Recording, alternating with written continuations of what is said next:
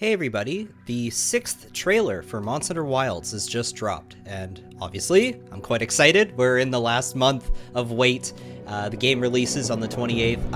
I cannot believe that the 6th Monster Hunter is finally almost here, and it looks so good. So, I want to get into the trailer here. If you haven't seen the trailer already, just go and watch it. Please, what are you doing? Go watch the trailer. I'm going to do a breakdown, and then I'm going to give some of my thoughts as I'm breaking it down, and then maybe end it off with some speculation. But yeah, let's just dig right into it. So, first things first, we get to see a brand new map in this trailer, and this is the Ice Shard Cliffs. Let's see what the website has to say about the Ice Shard Cliffs. So here it is on the website, the official title, Ice Shard Cliffs.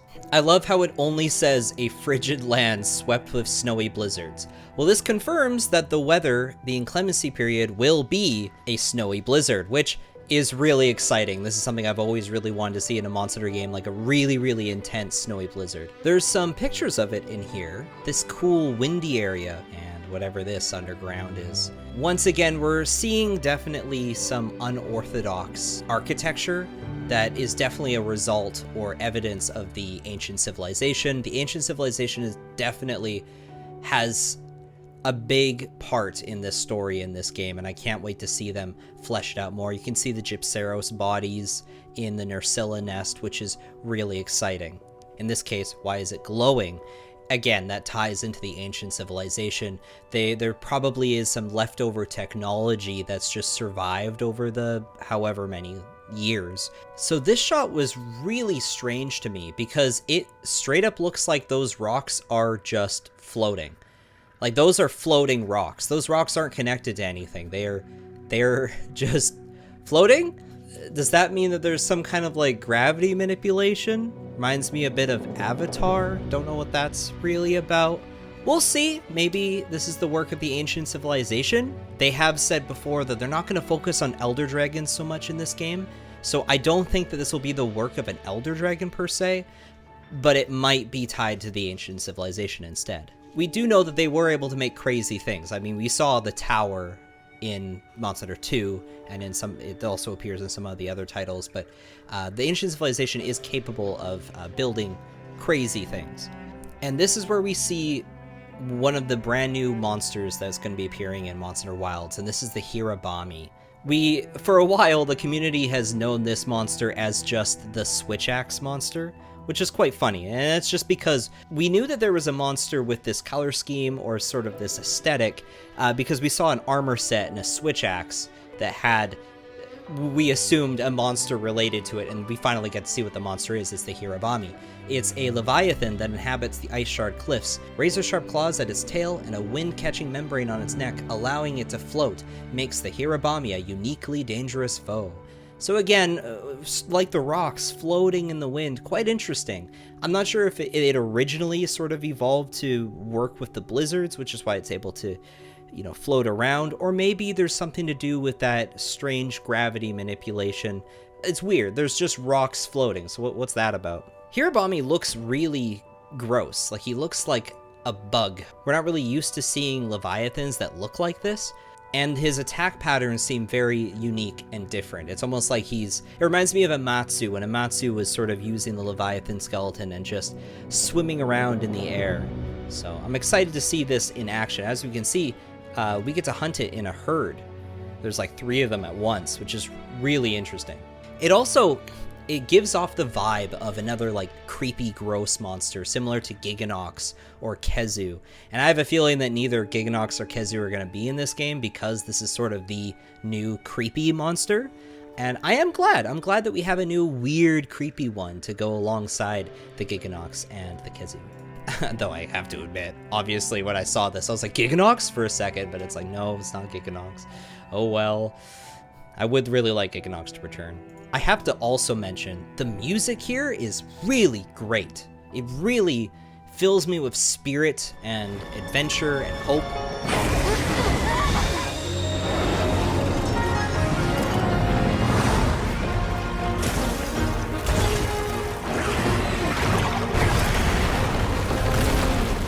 I really like the aesthetic for what I assume is like the music for the Ice Shard Cliffs.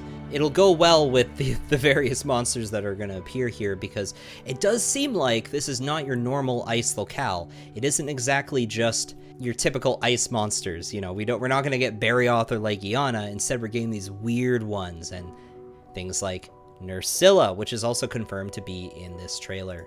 Nursilla looks amazing, and I'm so happy that Nursilla's back. They had just previously revealed that Gypceros is returning, so it's a no-brainer that Nursilla is also back. And seeing them have a turf war where Nursilla like wraps Gypceros up, as you can see in the trailer, is fantastic, and I can't wait to see them constantly duke it out. But again, as you can see here, Nursilla and Gypceros are showing up in an ice map. So this is not your normal ice map. There's going to be some strange monsters that could appear here. Don't expect your regular selection of ice-themed monsters or snow-themed monsters to show up here. So here we can see an environmental trap where the hunter pulls on a piece of debris, or like a rock thing. It looks like debris. It doesn't look like a naturally formed, I guess, rock. And that flies straight into the Hirabami, which is very satisfying to watch, and I hope it's easy to pull that off. I feel like this would be a difficult thing to set up, but maybe the monster just literally just like sits there, which would be a little bit lame. I think it'll be really cool to see people pull it off successfully, and maybe it hits more than one Hirabami. That'd be really cool. And now, right here, this monster we can barely just get a glimpse of is most likely the apex of the Ice Shard Cliffs. It looks huge. It sort of looks a lot like the Hirabami, where it's probably a Leviathan that's sort of floating. It's kind of giving me Ibushi and Narwa vibes, just from the short glimpse that we get, but clearly it is the ice monster, and it is sending out a pummeling of ice and frost, which is interesting. I do like his color scheme. It's like rusty, so I'm interested to see more of this monster and what it's capable of. And then we're shown a selection of clips that just show the hunters interacting with one another, I guess showing the more multiplayer aspect of the game, and showing how you can literally, with your friends, sit at the camp together, sit around the campfire together, which is really heartwarming. It gives me vibes of the original Monster Hunter 2 trailer, where it really feels this like down-to-earth, we're all in it together, we're all hunters in this foreign ancient land, and I'm really excited to like, I guess, roleplay with my friends, you know, to just spend hours out in the field just goofing around hunting monsters. This is something I've wished for a long time for the series. I think this is the right evolution.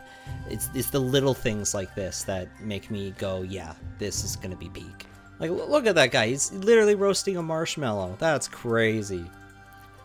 And then, of course, we have to cut back to the main story, because Monster Wilds has a pretty interesting story so far. So as we know, Nada, it has a bit of a revenge complex against Arkfeld, but seemingly there's some mystery around Arkfeld and his village, the Keepers, which they're still teasing in this. They're not quite giving us the full answers, except we do get to see here that Arkfeld may be draining the elemental power from Rei Dao.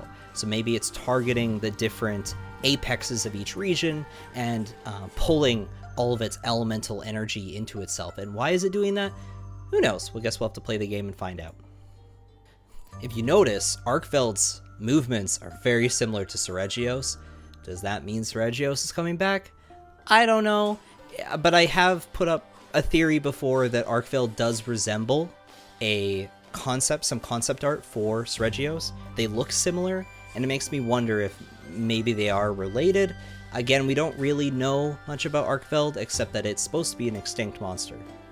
So I found this really interesting. At first, I thought that the necklace around Nada's neck was just a necklace for fun. I mean, all the villagers have, you know, different decorations on them, but the way that he's looking at it here, maybe it symbolizes more. Like maybe there's the symbol of his village is there, or this, maybe he got it from his parents or something. Or, now this is crazy, you know, it's a common trope that ancient civilizations have unorthodox technology, and a young kid holding a stone that maybe has secret powers. I'm thinking like there was the Japanese film Laputa, Castle in the Sky. There was also Nadia, the Secret of Blue Water. I know Disney's Atlantis also did that. There's probably more examples of people holding like a special gemstone, but those are the ones that come to my head regarding an ancient civilization. So maybe this gemstone actually has some more meaning beyond just being a symbol, but it's probably just a random necklace and it means nothing, and I'm completely wrong. Here we have a montage of different clips of the main characters, the three main characters, which is Alma, the hunter, and Nada, together in all these different regions. And Nada is really learning about the world of the Forbidden Lands and probably learning about the different perspectives of these different hunters, and maybe coming to a new perspective and not really feeling that revenge complex against Arkfeld that he feels. But again, we'll see when the game comes out.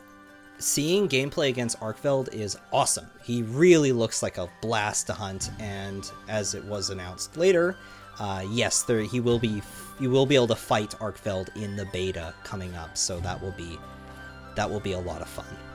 He'll probably be very overpowered, like Magnamalo was, or Nergigante was, or Malzeno, or any of the betas in the past have always had an overpowered flagship. But it'll be fun to just, goof around with him, get totally smacked around and being like, all right, well, in the full game, I'll have the better equipment and I'll take him down for real. I love this shot of Nada. It giving me like it's very anime. Like a lot of the story feels very anime. Like this is very directed. Even when you play the opening cutscene of the game, they have a good director this time around for the cutscenes, for the story. It feels very dramatic and stylized. So I think this is going to be a very memorable game for people. So, as I said before, Arkfeld is absorbing the energy of these monsters, but it seems like it's turning that elemental energy into maybe dragon elemental energy, or maybe it's grabbing all the different elemental energies together and fusing into dragon. We don't really know. We'll find out. There's some weird, Monster Hunter has its own weird sciences, so who knows what's actually happening, but it does seem creative. Arkfeld is definitely gathering energy for some reason. And then the big reveal. It is absolutely confirmed now. Fabius is the Ace Lancer from Monster Hunter 4. He's in the getup. It is him. That is him. He's just older now, gruffer. And with his return is also the return of Gore Magala. I had a theory video that I made a while back discussing the potential connection between Arkfeld and Gore Magala. The comments in the video is a disaster, and I have since found out that Gore Magala is now revealed, but there has been information that may have been accidentally revealed with the beta, and it was passed around as a rumor that Gore Magala was going to be in the game. Now, if you check the data of my video, my video is before any data mines, and I really don't want you guys to discuss that stuff in the comments. That's not appropriate. But I do feel kind of cool that I was able to successfully guess that Gore Magala would be somehow involved in the story. To me, it just made sense because it felt like Fabius had to return for a reason. He's so directly tied to Gore Magala and Seregios. And so to me, Arkfeld feels like another Seregios, or like Seregios, I don't know, like an evil version of Seregios. And so it just made sense that somehow Gore Magala is returning. Does this mean that Gore Magala is going to be involved in the story? Is the Frenzy virus going to be involved? Is Arkfeld actually going to beat up Gore Magala? Are they going to fight? That would be cool, but we don't know that yet. It's just really great to see Gore Magala back. He looks great. He looks a lot better than he did in Rise. He looked pretty good in Rise, but he looks even better here, and definitely this cutscene. Oh, this cutscene really got me excited.